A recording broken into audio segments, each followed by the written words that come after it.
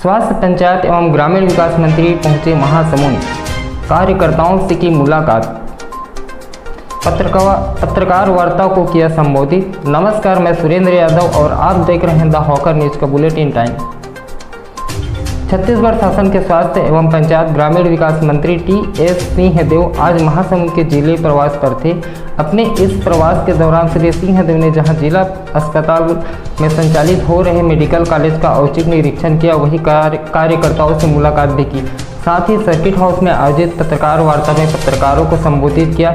इस दौरान महासमुंद जिले के पत्रकारों ने श्री सिंहदेव से उनके विभाग संबंधित सवालों के साथ साथ राजनीतिक से जुड़े भी सवाल पूछे, जिनका उन्होंने बड़ी सहजता के साथ जवाब दिया। मुख्य रूप से कोरोना और कोई दूसरा कारण नहीं था। और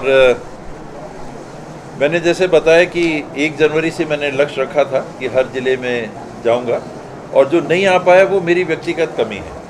ये मेरी तरफ से मेरी जिम्मेदारी पूरी करने की दिशा में मैं जिस चीज़ को नहीं कर पाया उस रूप में इसको मेरी उस हद तक विफलता मानना चाहिए।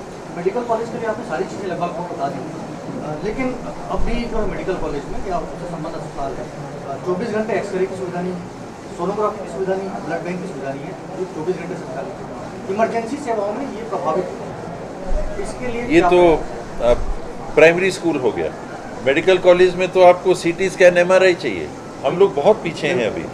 तो इन सुविधाओं के लिए, इन उपकरणों के लिए CGMSC के माध्यम से टेंडर की प्रक्रिया चल रही है, लेकिन जो चीज़ स्थापित हो जानी चाहिए उससे हम काफ़ी पीछे हैं।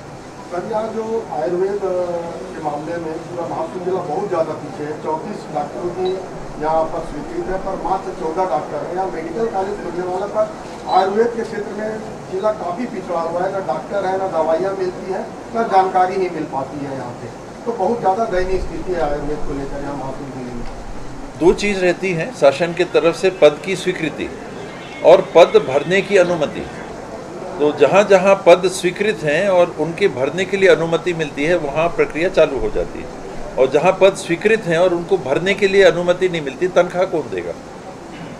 पद तो स्वीकृत हैं, लेकिन तनख्वाह देने के लिए जब अनुमति मिलती है कि हाँ भर्ती कर लो, इतने भर्ती कर लो, तब भर्ती हो पाती है। तो आयुष विभाग में भर्ती की अनुमति अभी नहीं मिली। अभी 72 पदों की भर्ती हुई थी, जिसको कलेक्टर ने निरस्त कर दिया है। अभी तक ये जानकारी सामने नहीं आ पाई है कि क्यों कर दिया है, कितने लोग उसमें आपात्र रहे, कितने लोगों जो मार्कशीट लगाए हैं वो फर्जी। इसकी जानकारी मीडिया को नहीं मिल पाई है, क्यों नहीं मिल पाई है? मैं जानकारी उपलब्ध करवा दूंगा।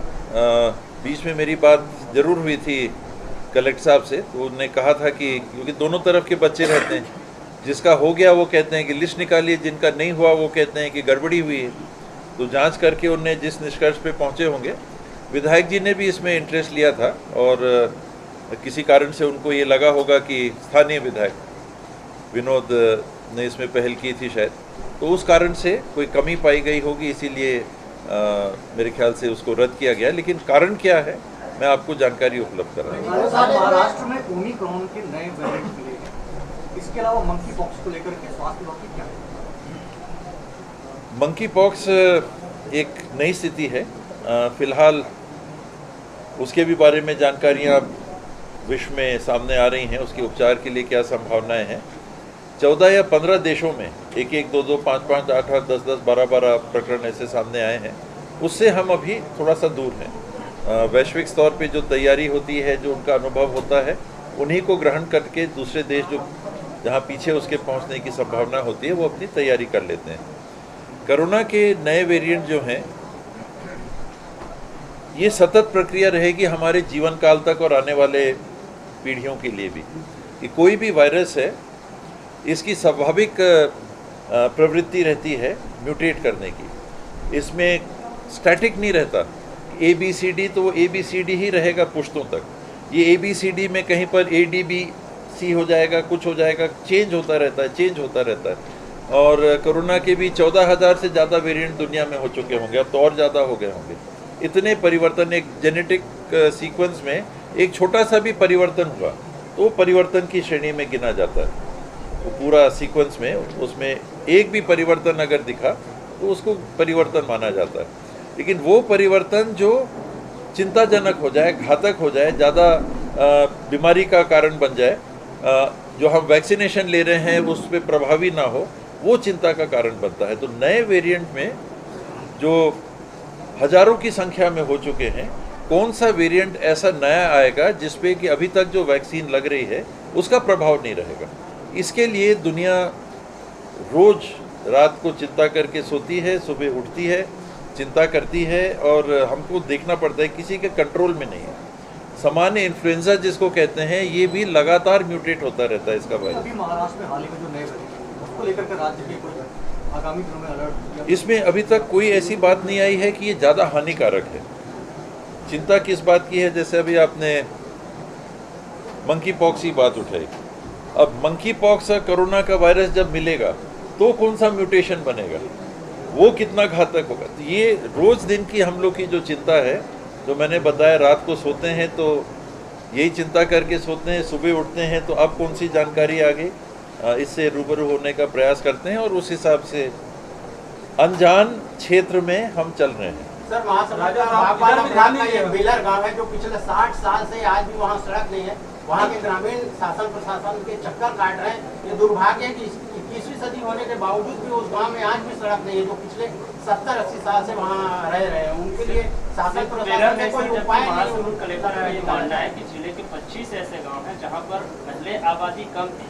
क्योंकि जैसे जैसे जनसंख्या बढ़ते जा रही है, आबादी बढ़ते जा रहा है, बावजूद उनके छत्तीसगढ़ में सड़कों का जाल बिछाने की बात कहा जाता है। जिले के 25 गांव अभी भी पहुंच भी नहीं, 112 नहीं जाती, 108 नहीं जाती, समस्या एक्सप्रेस नहीं जाती। कुछ गांव ऐसे अभी भी छत्तीसगढ़ में हैं जहां पर की सड़क नहीं पहुंच पाई है। कुछ पहाड़ी इलाके में होंगे, कुछ जंगल के इलाके में होंगे, कुछ नदियों के पार होंगे जहां ब्रिज नहीं बने। अभी भी ऐसे गांव छत्तीसगढ़ में हैं। और सिर्फ पंचायत विभाग की बात में अगर सीमित रहें तो PMGSY की सड़कों के बनाने का जो प्रावधान है वो बंद कर दिया गया है कि अब कोई भी नई सड़क प्रधानमंत्री सड़क योजना के माध्यम से नहीं ली जाएगी। तो इसमें विकल्प क्या है, पंचायत राज माध्यम से मुख्यमंत्री ग्रामीण सड़क योजना, एक छोटी दूरी की सड़कें, ये लंबा काम नहीं करती हैं, उसके लिए फंड वैसे नहीं रहते हैं। और तीसरा विभाग के बाद PWD, पंचायत विभाग के माध्यम से मिट्टी मुरुम की सड़क इत्यादि बना के आप वो सुविधा दे सकते हैं। लेकिन डामर की सड़क या कंक्रीट की सड़क, इसके लिए पंचायत विभाग के पास प्रावधान नहीं है। तो जहाँ जहाँ की जानकारी होगी मैं ले लूँगा अपनी ओर से, PWD विभाग को दे देंगे। लेकिन ये भी निर्णय शासन ने लिया है कि नई सड़कों को बनाने के बनस्पत अब शासन का फोकस पुरानी सड़कों के मेंटेनेंस पे पहले रहेगा। एक कुछ दिन पहले निर्णय आपने भी सुना होगा कि आया था, माननीय PWD विभाग के मंत्री जी ने भी इसको सार्वजनिक तौर पे भी कहा था, कैबिनेट में या बजट के समय भी ये बात आई थी कि अब आने वाले 2 सालों में नई सड़कों को शायद हम ना ले पाएँ, जो पुरानी बनी हुई सड़कें हैं उनका मेंटेनेंस करना। तो इस बीच में विशेष ऐसी कोई बात होगी तो मैं जरूर वहाँ रहूँगा। हर बार वादा किया जाता है इसका, लेकिन वादा सालों से पूरा ये वास्तविकता। कांग्रेस को लेकर एक सवाल है सर कि पार्टी इलेक्शन मोड में आ चुकी है, ज़्यादा समय 1.5 साल का समय बचा हुआ है और गुटबाजी खत्म नहीं हो रही। सीधे आपके आगमन की बात करें तो आपके आगमन के बाद भी जो और विधायक है या मतलब नजर नहीं आ रहे, तो क्या गुटबाजी अभी भी कांग्रेस में हावी है क्या? थोड़ा थोड़े बर्तन बचते रहते हैं, जहाँ इतने बर्तन होते हैं थोड़ा थोड़ा चलता है, लेकिन कोई ऐसी चीज़ नहीं होगी जो पार्टी के लिए हानिकारक होगी। हम लोग अगर सफ़ेद बाल वाले नेता हो गए हैं, वरिष्ठ नेता बोले जाते हैं या अगुवा माने जाते हैं, तो ये हम लोग की जिम्मेदारी है कि चुनाव के समय सबको समेट के पार्टी के जीत के तरफ हम लोग काम करें। 2 सवाल करूंगा मैं, एक आपके डिपार्टमेंट का और एक राजनीति का। डिपार्टमेंट का सवाल ये है कि बूस्टर डोज के लिए आदेश हुआ था प्राइवेट सेक्टर के लिए, लेकिन नहीं लग रहा है। दूसरा ये कि आने वाला जो चुनाव है, हम लोग चुनावी मोड में सारी पार्टियां जा चुकी है, तो छत्तीसगढ़ का जो चुनाव है वो किसके चेहरे पे लड़ा जाएगा? कांग्रेस के चेहरे पे कांग्रेस का चेहरा पंजा छाप जिंदाबाद। और उसके आगे हर चुनाव के पहले परिस्थिति बनती है, हर राज्य में एक अलग परिस्थिति बनती है। CLP रहते हैं, कांग्रेस लेजिस्लेचर पार्टी के अगुवा, चाहे वो विपक्ष में हो तो नेता प्रतिपक्ष, पक्ष में हो तो मुख्यमंत्री जी, PCC प्रेसिडेंट, ये आगे रहते हैं, नंबर 1-2 इनको माना जाता है। और अमूमन ये रहता है कि जो मुख्यमंत्री रहते हैं उनका चेहरा बना रहता है। कई बार जो मुख्यमंत्री हैं वो चेहरा नहीं बनते हैं। जोगी जी मुख्यमंत्री के रूप में थे, लेकिन मेरे ख्याल से घोषित उनको नहीं किया गया था कि ये चेहरा रहेंगे। कई बार और भी चुनाव होते हैं तो घोषित नहीं होता है। कई बार होता है कि जो सिटिंग चीफ मिनिस्टर हैं उनको ही चेहरा पार्टी बना देती है। तो ये मिक्स्ड रहता है। अलग अलग राज्यों में, अलग अलग दलों में अलग अलग परिस्थितियाँ बनती है। राजा साहब, दूसरा सवाल का जवाब, बूस्टर डोज का सवाल। भाजपा बूस्टर डोज में पूरा सवाल हो जाने दो। बूस्टर डोज का जहाँ तक है, जो प्राइवेट सेक्टर में बूस्टर डोज लगना था ये स्वैच्छिक और पेड है। इसमें सरकार का योगदान ज़ीरो है, ज़ीरो के बराबर है। सरकार की तरफ से अगर योगदान है तो बूस्टर डोज मार्केट में उपलब्ध कराना, कि जो कंपनियां वैक्सीन बना रही हैं उनसे आप खरीद सकते हैं। दूसरा पहलू बूस्टर डोज का कि 60 साल से ऊपर के जो नागरिक हैं उनको सरकार बूस्टर डोज लगाएगी, प्लस जो हेल्थ केयर वर्कर्स हैं और फ्रंटलाइन वर्कर्स हैं उनको सरकार बूस्टर डोज लगवाएगी। क्षमा करेंगे, मैं ये बोलना चाह रहा था कि प्राइवेट अस्पतालों में अभी लगना शुरू नहीं हुआ, जबकि 1 महीने से ज़्यादा हो गया। तो उनको खरीदना पड़ेगा, हम लोग उसमें कुछ नहीं कर सकते। मान लीजिए किसी प्राइवेट दुकान में कोई सामग्री बिक रही है तो हम उनको नहीं बोल सकते कि ये खरीद के लाओ और लगाओ। ये डिमांड और सप्लाई का बात है कि हम आप जाएंगे कहेंगे कि भाई बूस्टर डोज हमको लगाना है, वो फिर खरीद के लाएंगे। इसमें प्रैक्टिकली जो दिक्कत आ रही होगी, मैंने बहुत स्टडी इसको नहीं किया, एक कंपनी के वैक्सीन में 20 डोज होते हैं एक वायल में, एक कंपनी की वैक्सीन में 10 डोज होते हैं एक वायल में। तो जो प्राइवेट खरीदेगा आदमी लगाने के लिए, अगर उनके पास कम से कम 10 लोग नहीं आएंगे तो वेस्टेज बहुत ज़्यादा होगा। एक प्राइस उसका फिक्स हो गया है कि भाई इतना आपको लेना है, इससे ज़्यादा नहीं लेना है। ये जब रूटीन वैक्सीनेशन हो रहा था तो प्राइवेट सेक्टर में भी चालू किया गया था, गवर्नमेंट फ्री लगा रही थी सबको। तो जब प्राइवेट सेक्टर में ये चालू किया गया तो आपने देखा होगा कि बहुत कम लोग गए प्राइवेट सेक्टर में। बीच में एक मांग आई कि हम प्राइवेट सेक्टर में जाना चाहते हैं, तो भाई मैं सरकारी अस्पताल में नहीं जाना चाहता, मैं मेदांता में जाके लगवाऊंगा, वह साफ़ सुथरा है इत्यादि इत्यादि जो प्रचार होता है। लेकिन शायद 90-95% लोगों ने सरकारी व्यवस्था के तहत ही वैक्सीनेशन करा है, नगण्य वैक्सीनेशन। राजा साहब, पिछले 57 दिन से मनरेगा के कर्मचारी जो है हड़ताल पे बैठे हुए हैं, अभी तक उनके विषय में सोचा नहीं गया है।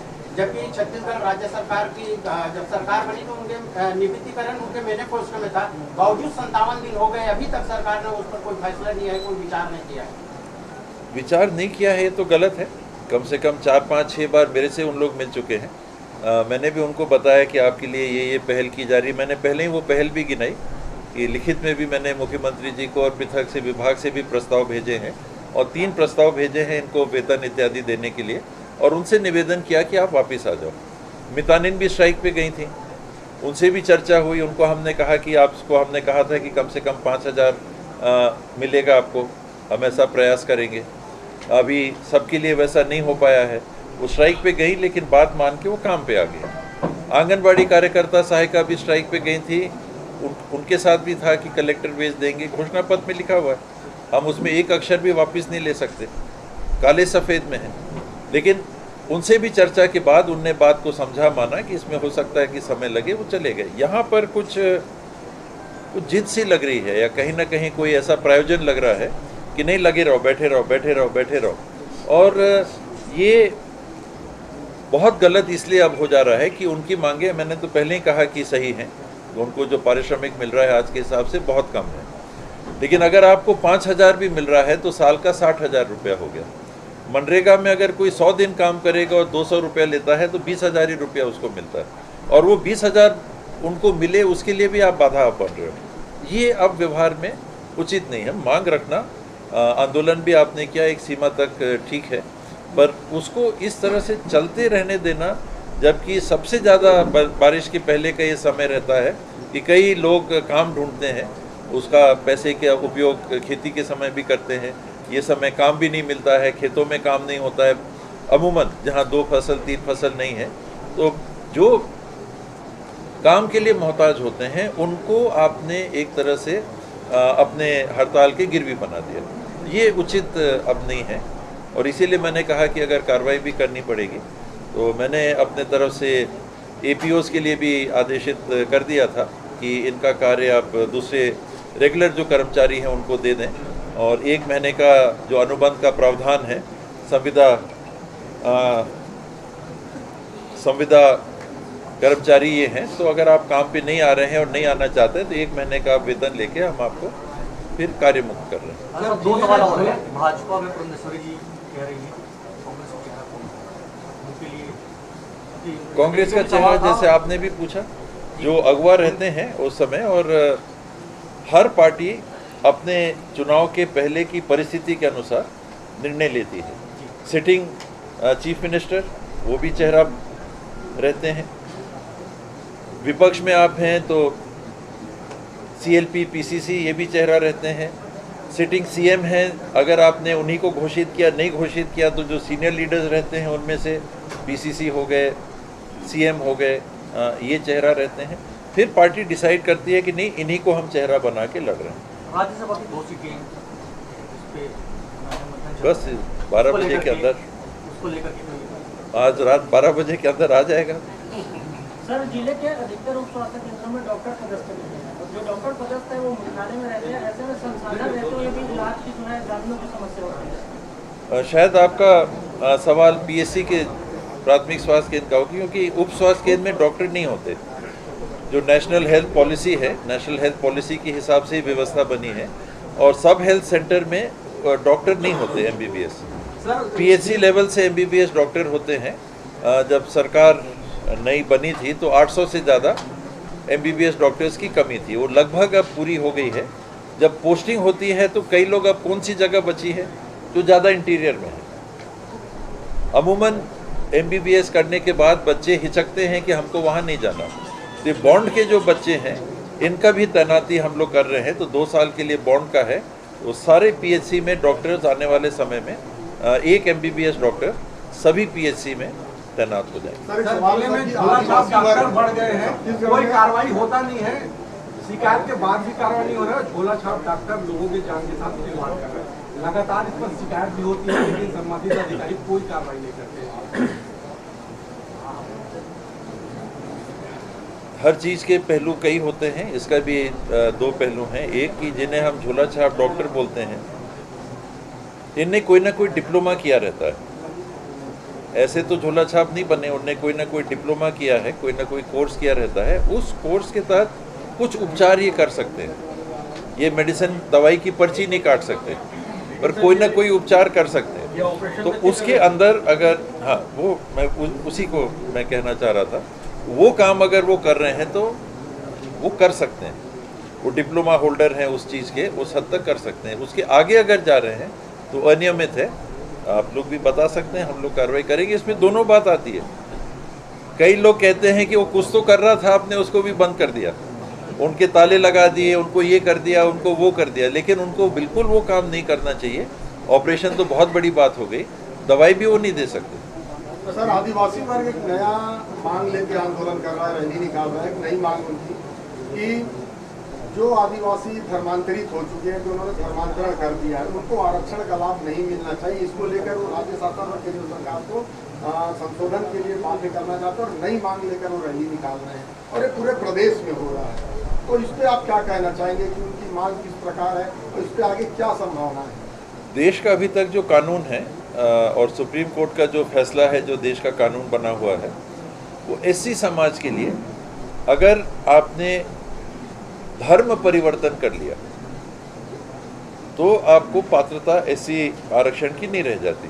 बाबा साहब आम्बेडकर अगर बौद्ध धर्म को उन्होंने स्वीकार कर लिया तो वो SC कैटेगरी के आरक्षण से उन्होंने अपने आप को पृथक कर लिया, क्योंकि वो आरक्षण शेड्यूल्ड कास्ट के लिए है, एक वर्ण की व्यवस्था, और वर्ण की व्यवस्था के तहत जो सदियों से शोषण होता आया, उस शोषण से निजात दिलाने के लिए आपने कहा कि इस वर्ण को हमने आरक्षण दिया।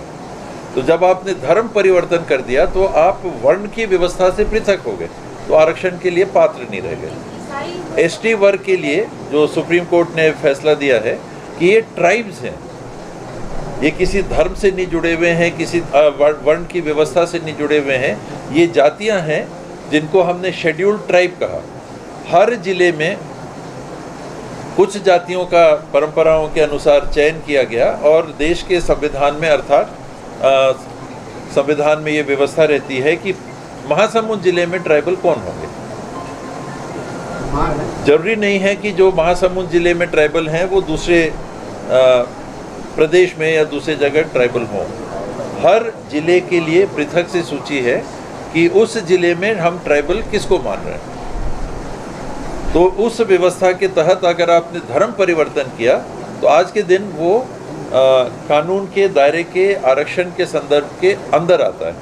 अगर संविधान को आप बदलेंगे, संविधान को अगर आप बदलेंगे, जो आपने कहा कि मांग किया जा रहा है, तो वो संविधान बदलने के स्तर पे अगर इसमें निर्णय होता है कि आपने समाज के बाहर शादी कर ली या आपने धर्म बदल दिया तो आपका आरक्षण समाप्त होगा। आप ईसाई बन गए तो अब आप आरक्षण के पात्र नहीं हैं।